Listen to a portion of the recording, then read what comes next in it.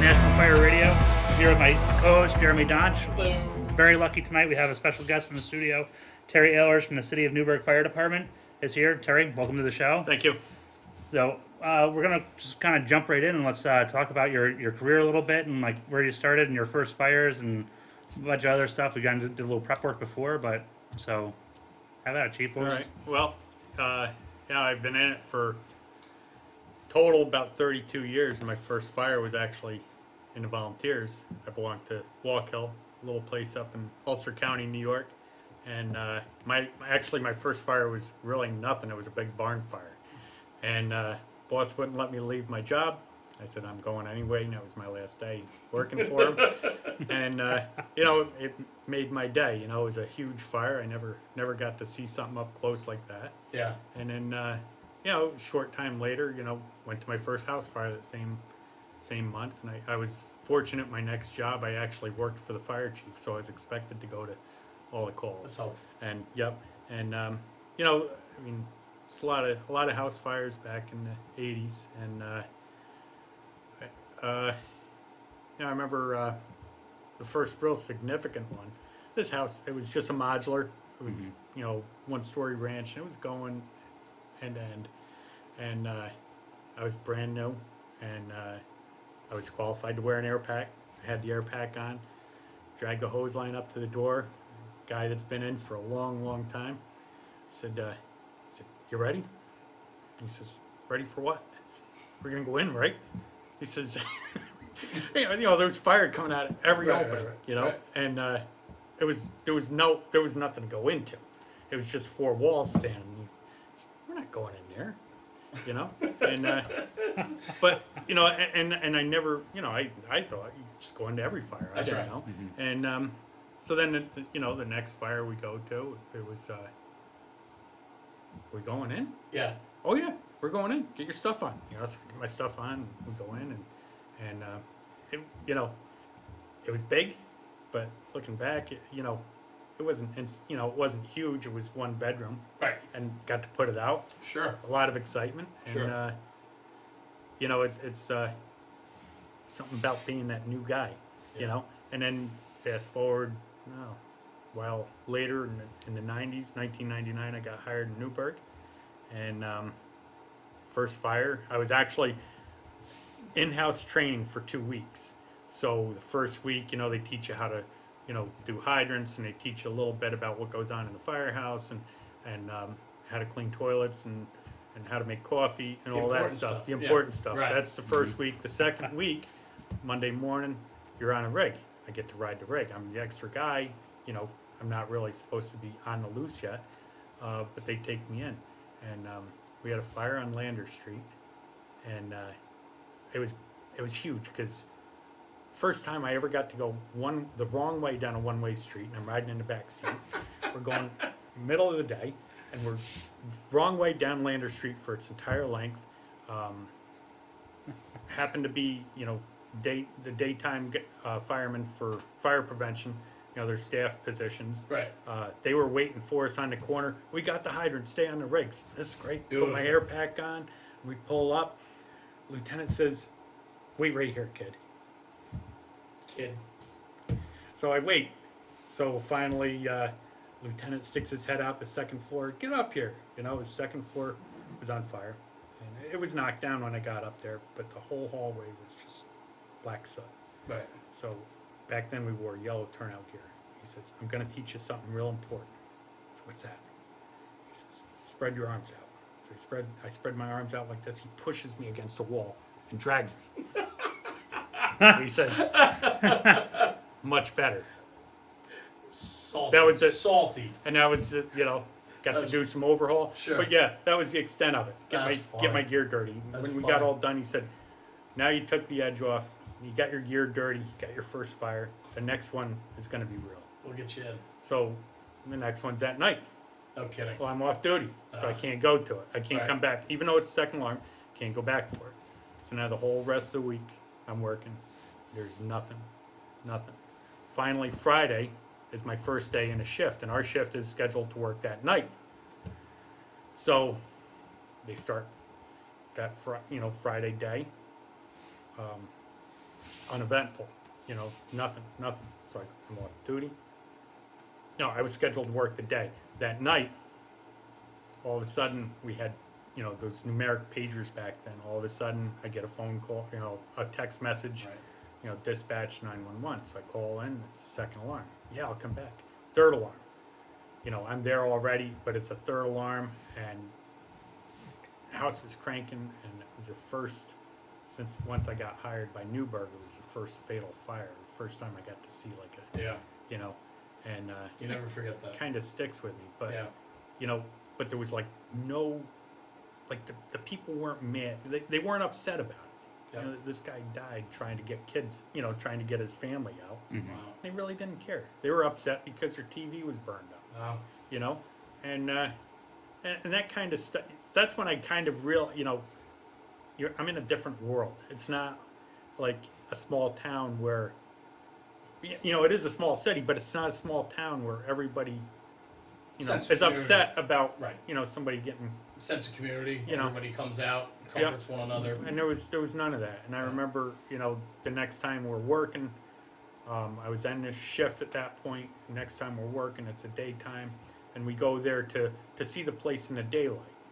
And you know, the family's there, and they're like, you know, it's like life was insignificant to them, and that really kind of bothered me a little bit. Sure.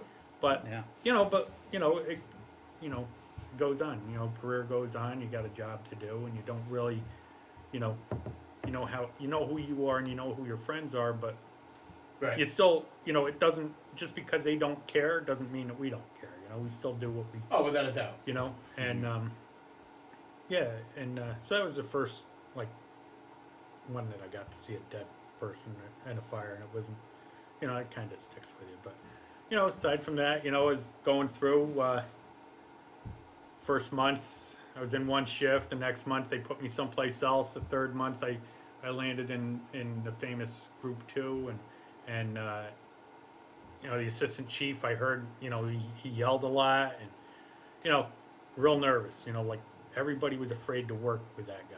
Right. And I went there, and I was actually at Engine 3 for the first part of going into that group.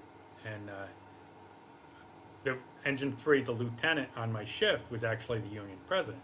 And I'd never been in a union before. None of my family had ever been in a union. So that was something, again, totally different. I'm learning, like, what really goes into, you know, providing for firefighters, and making sure they're taken care of, and their pensions, and, you know, and their benefits, and, you know, regular good working conditions.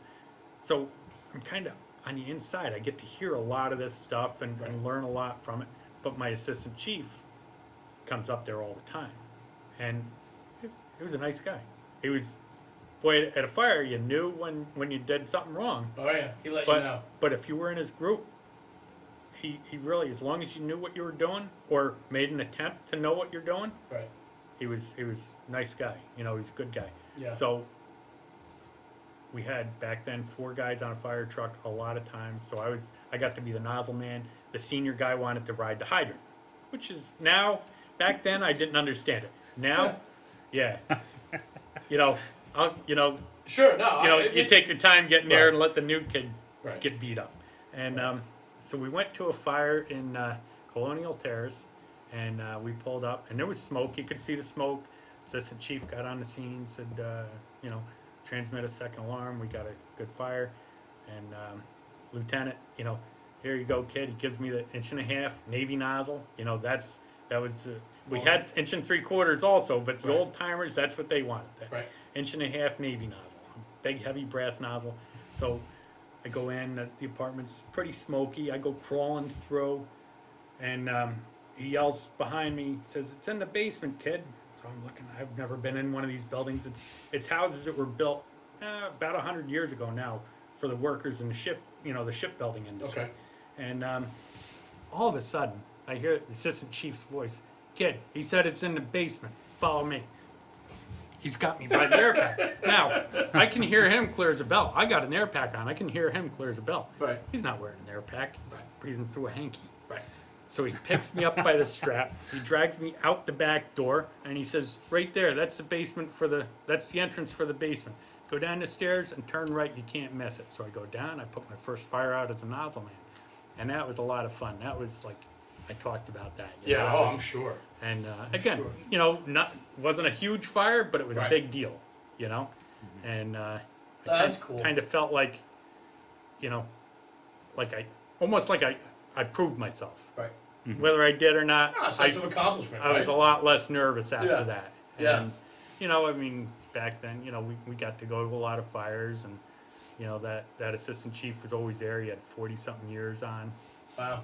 You know, my lieutenant had, you know, 30-something years on. And that whole group was just a lot of really experienced guys. And like we were talking about before, listening to the stories about how they used to do things, and just all these characters, and you know, what a world. You know, Yep. the equipment they rode on, you know, they had, you know, some of the compartments they couldn't use because the floors in the compartment were rusted out. Yep. And even, you know, within a few years, you know, we'd be going down Broadway, and the door to the rig would just come open. So you got to climb over the doghouse and pull it shut, because the driver was not going to, he didn't care. Yeah, His right. door was still closed. Yep. You know? So you had to pull it shut, turn the corner, equipment would roll out the compartment because the doors were, you Yeah. know, the latches didn't work. And, you know, and that's one thing, you know, you kind of hope now that the guys you work with don't ever have to experience that stuff Sure. again. But, Yeah. you know, but times have always been tough there. They've always had rigs that were just well used, you know. Can we talk about this a little bit, Chief? Sure. So, what year did you get hired in the city of Newburgh? 1999. 1999. Okay. Yep. So, for everybody listening and watching, the city of Newburgh is in Orange County. Orange County, New York, north of New York City by about an hour and a Yep, half. about north. an hour. Yep. And it is a tough city. Yep. It's an old industrial city that's had its heyday. And Right on the Hudson River. right on the Hudson River, industry all moved out when the malls came along, and the downtowns disappeared when cars, you know, and the trains stopped running passengers, and Yeah. the interstates, and it just really, just like a lot of cities around here and in the Northeast, you know, Sure. in particular, they just died. Yeah, they dried up. And Yeah, and so that's 1999, and now coming full circle, you got hired in '99. You're now the chief of department, well, or still acting. okay, acting Yep, chief of not department. officially yet. Yep. Okay, and so on. So how has the city progressed at all? Is there a I think- revitalization? No, Is I think so. We see it. It's slow motion, but it's happening. Where headquarters is, where I work now, that street was, you know, it wasn't that great looking when I first got hired. There's nice houses on it now. There's families.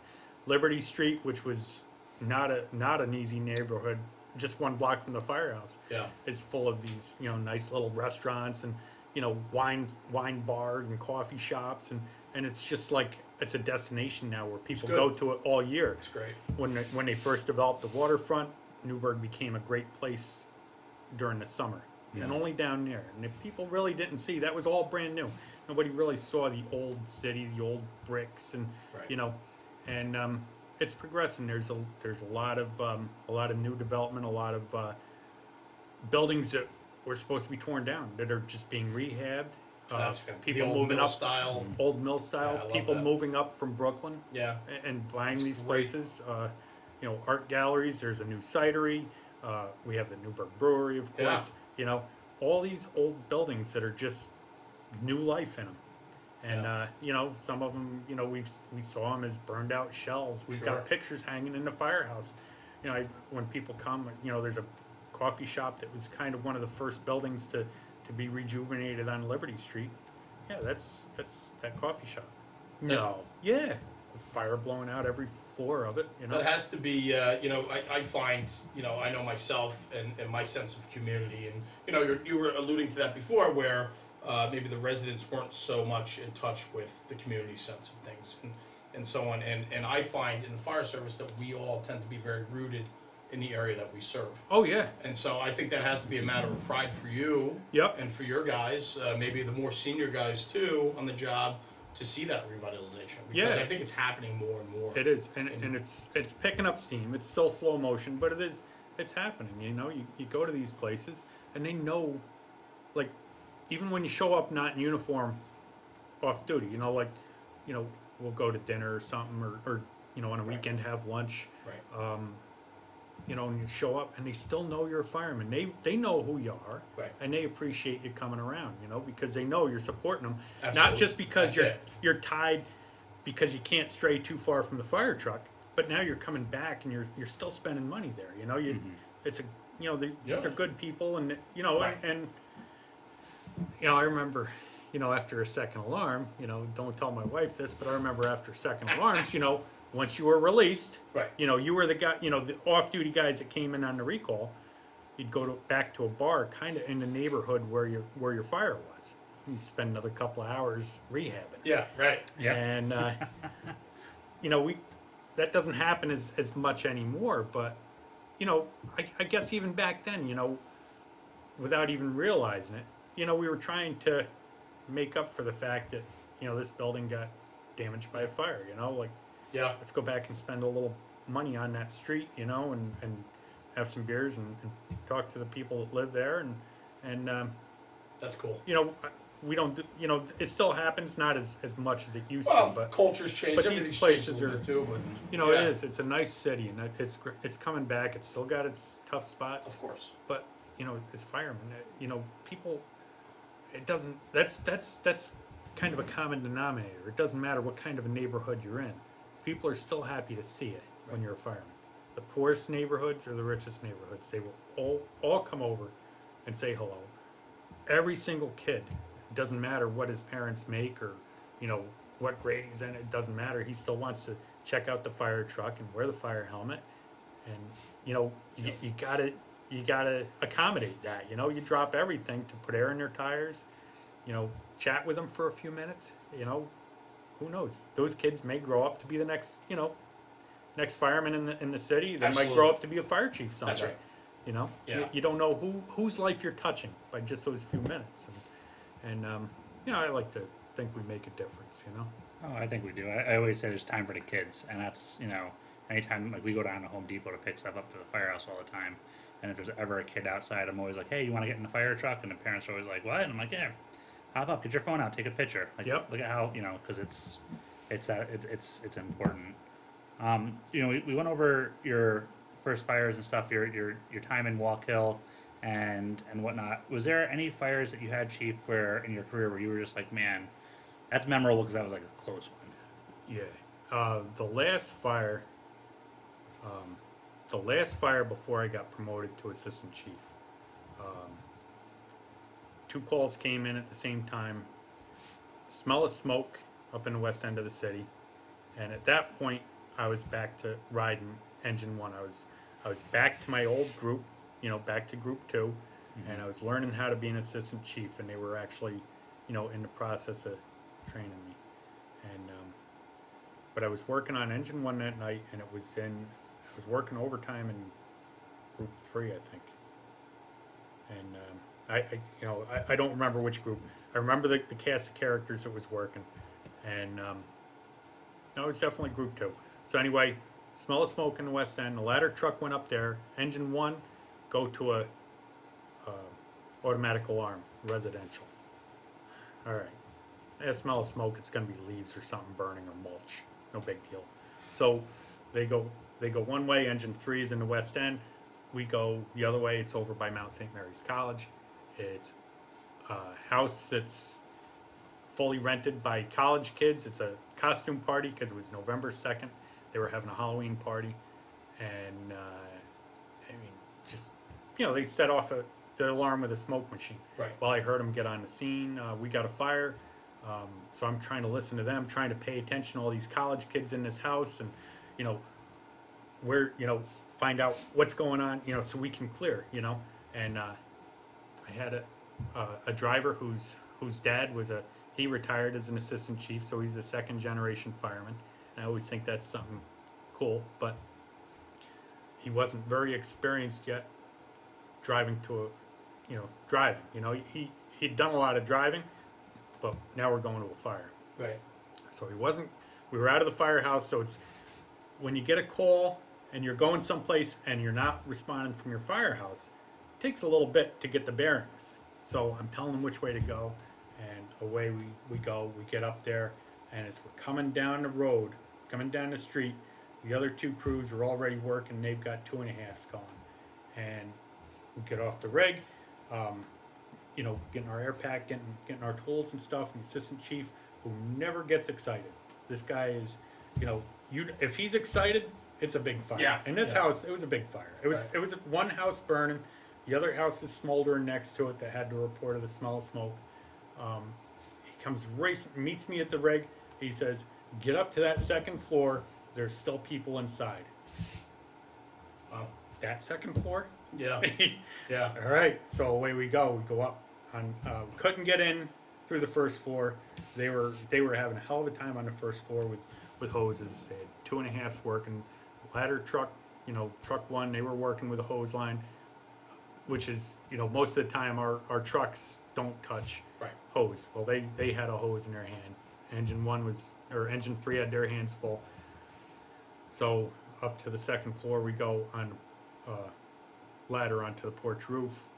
We break the window, and you get hit with the heat.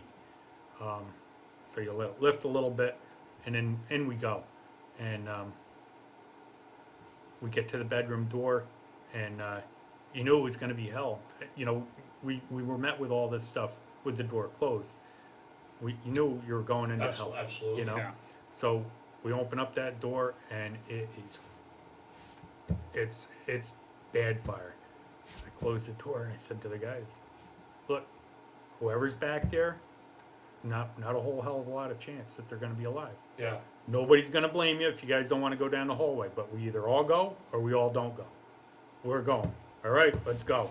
So fling the door open. It was maybe 20 foot to the bedroom, to the next bedroom down the hallway. We had to go past the stairs, and all that heat coming up the stairs. Right up the stairs. Yep. Yeah. We get to that bedroom. The door is open to the bedroom, and the fire is coming up the back wall of the bedroom from the first floor. It's burning through the floor already, and my fireman says, I got him."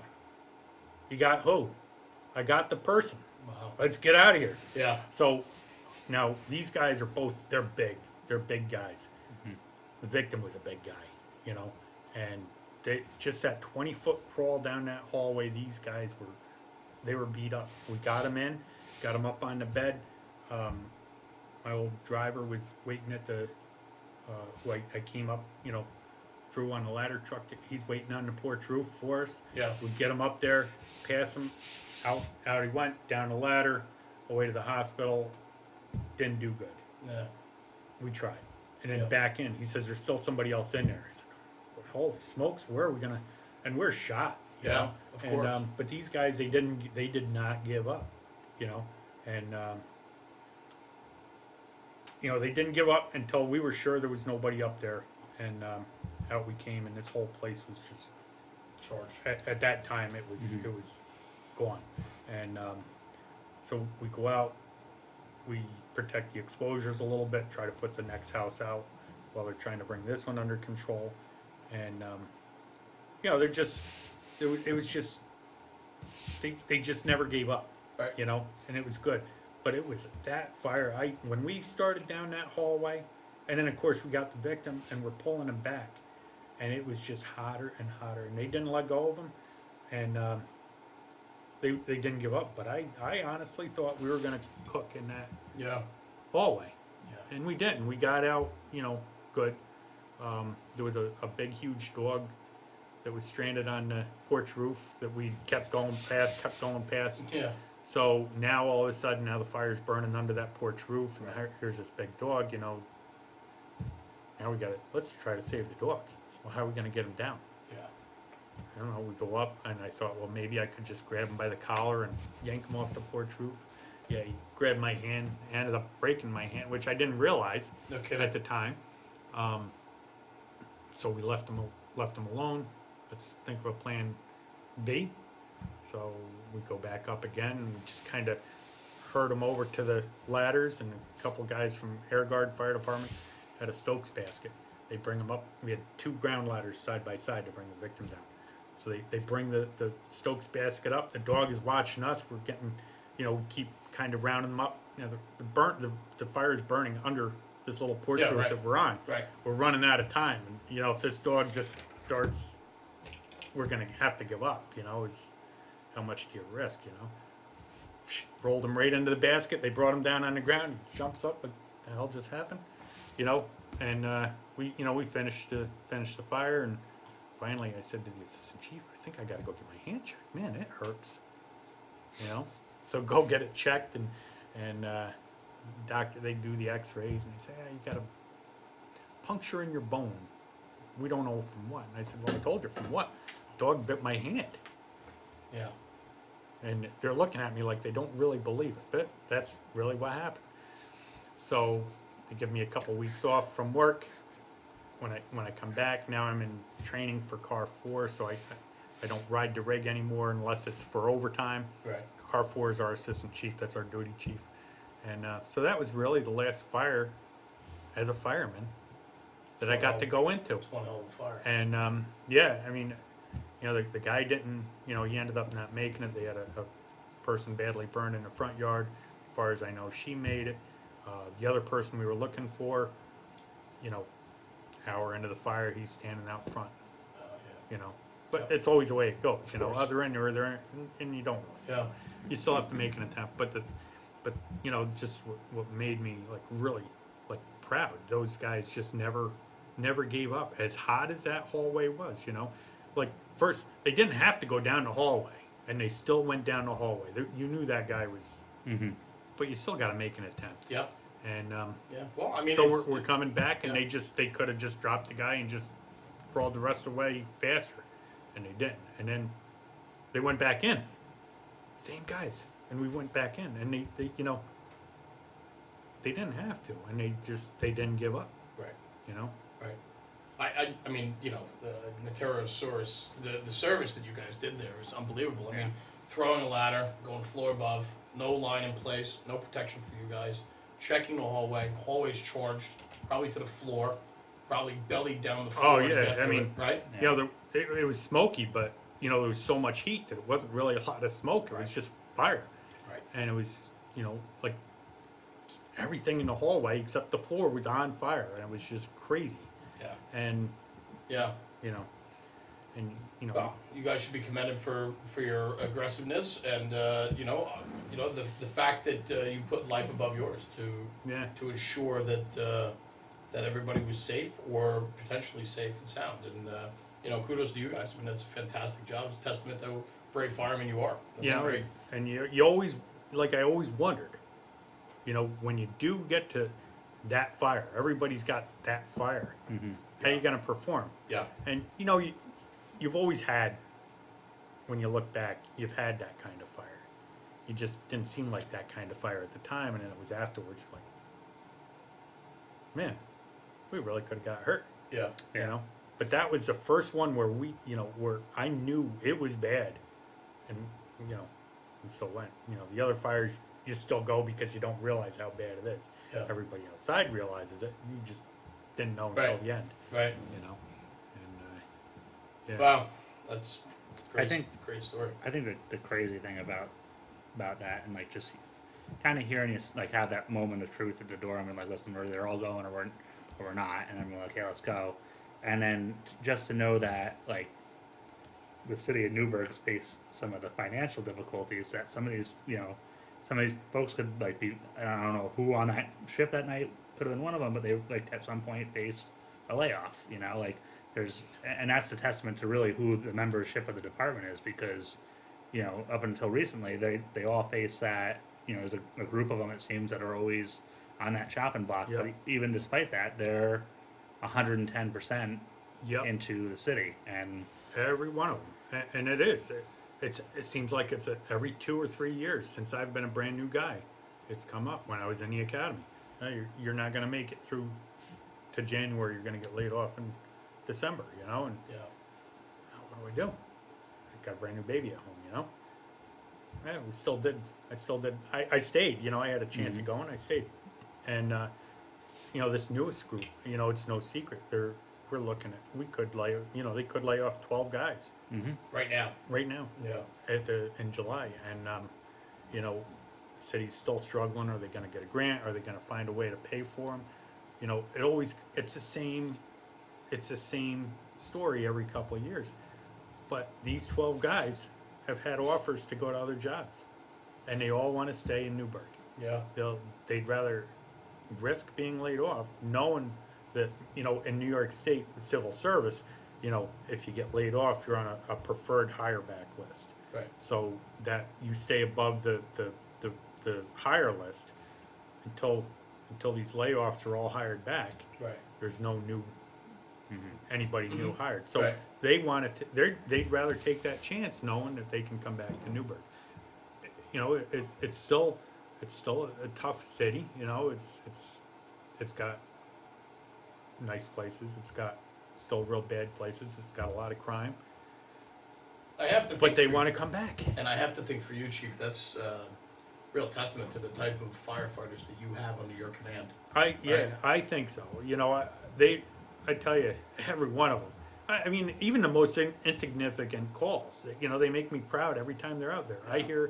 I never hear a bad thing about my guys, and it doesn't matter. You know, somebody in City Hall will see me at a meeting. Oh, I saw your guys. They were operating here. Or, oh, you know, they said hello to, you know, my little, you know, it was the best day of his life, and you know, they were here. We had a water leak. We were, you know, and it doesn't matter. They always give me compliments about these guys, and they're a good, hard-working bunch. You know, they make me proud all the time, and you know, it was, you know, another, you know, the city believes that in order to be dedicated, you have to live in the city, and it's proof that you don't. About half of them have city addresses or did. Some of those that had city, you know, that lived in the city, they've since moved out. But there's still a lot of guys that pay their taxes in the city. Right. But every single one of these guys still comes to the city to go to dinner, go to lunch with their wife, go to the brewery. You know, they're in touch with the community. They spend money there when they're on the shift. They go to the local delis. We have a market now in the city, so they'll buy the groceries in the city. You know, they still put money into the city, and every single one of those guys, and it doesn't matter who it is that needs our help, they would go to the ends of the earth to do everything they can to rescue that person or whatever, you know. Yeah. And I think it shows a lot of dedication. They really do make you proud. Yeah, and I also think it's hugely important that you, as somebody that's come up through the ranks and now is the acting chief of the department, for you to recognize that, and to so many people start to lose touch as they climb that ladder and so on. But to see the emotion in your face right now, just talking about your brothers, you still are very much in tune with your membership and your, you know, the brothers that are underneath your command, and I commend you for that, because please don't lose that. That's hugely important. I hope I never do. Yeah. You know, and you know, I still like to think, you know, and it's tough when you get to be the chief. You're supposed to be a little, you know, and it's tough to not play jokes. You know, it's tough not to laugh at the stuff that is really hugely funny. You know, you're supposed to be the grown-up. Right. Sometimes it's tough, you know, but I leave my doors open, you know, and the guys will just walk in and plop down in the chair and start talking, and I like that, you know, and I hope that, you know, as things go on, you know, I always hope to have that. Yeah. You know, because I don't get to go to very much, unless, you know, I still get to work overtime until I become the real chief. I still get to work overtime on a shift. So I go to some calls. I don't get to go to a lot of calls. Usually it's a quiet night when I'm working, and the guys like that. But you know, it kind of keeps you in touch. You know, like you see, you go in, you hear these guys talk about you know, we just had this fire. It wasn't, you know, we got it. You know, we got it with a can or, you know, 2 cans, whatever. You know, and or you know, the car accident. This guy, you know, whatever. Just to hear their stories, it's great because they're so into it. You know, like they still have, every one of them still has that excitement. They'll tell you that they don't. You know, we all do. Yeah, we've been there, done that. But you know, think, you know, you still, when you go to a fire, it's still exciting. You know, without a doubt. Even though all I'm gonna do is go there and point with a flashlight maybe and talk on the radio a little bit, it's still exciting. I'm excited because they're excited, you know? Yeah. And, yeah, so... Now, one of your firehouses, one of the was the guys union. They adopted a rescue dog from the community, right? Yeah. So on top of like the rescuing the people, you got a rescue animal Yep. as well. He's quite the celebrity. Mhm. He's the third fire dog that's worked with me. The first one, she was there when we got hired. That dog was a purebred. She was quirky. And then we had this bum of a dog that just wandered into the firehouse a couple years ago, and he never left. Yeah. And from day one, he was very protective of the firemen, and it took him a long time to even let our families in. Oh, really? Yeah. Oh, wow. And like a cop would come to the door of the post office, you know, the postal carrier, different uniform, he would not let him in the firehouse. He'd show up wearing a fireman uniform, No problem. you're good to go, brother. Wow. You know, let him right in. We lost him a couple of years ago, you know, he had cancer, and that was probably the saddest day that I had ever seen around that firehouse. I mean, every single guy, even the guys that didn't like dogs, Yeah. were crying their eyes out. You know, the vet was very accommodating. We were there as, you know, Yeah. his final moments, and it was tough. So we lost him a couple months later. I guess somebody had called the firehouse in the morning and said, hey, there's a dog tied to the fire hydrant. He's been here since yesterday. So they, Oh, wow. yeah. So they went up, they cut his rope, they brought him back, they gave him food, they gave him a bath, and then they gave him a name. And I got a text message at 5:30 in the morning. We named him Nick. Can we keep him? Well, That's cool. how do you say? Yeah, right. How do you you say know, no to that? They how do you already say no? named him. So They you know, already named him. yeah. So you know, I quick got ready to go to work, and you know, couldn't wait to get to work. Mm. I got there, got to meet the dog, and he was such a friendly dog, and he was so happy. And he's turned into quite the celebrity. You know, like everybody knows Wait, about him. he's a pit bull? He's a pit bull. Right, yeah, because that's, Yeah. I think, did you guys get on Rachel Ray with him or something like that? Or one of those shows? No, or, no, or just, nothing like that. But the outfit that here's an interesting turn of events. The outfit that was a police dog in Dutchess County. Right, yeah. Yeah, and he was a pit bull. Mhm. So the person that the company that made that dog famous. A couple months before, one of our guys off duty was wearing a fire department T-shirt. Saw a woman at Home Depot struggling to load up her car. So he gives her a hand loading up his car. Sure. Loading up her car. Well, she sends us a donation and a thank you note to the fire chief.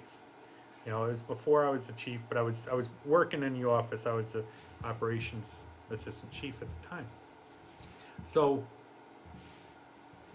yeah, this is great. You know, whoever it was, you know, thanks for, you know, going above and beyond and bringing a good name to our fire department. So now we get this newest dog, and it's the talk of this new little district of you know, coffee shops and little restaurants Right, on Liberty right. Street. It's a block away. It's the big talk over there. Well, there's an author there, so he comes over. He wants to see the dog. Well, he does a big, huge write-up about this dog. Cool.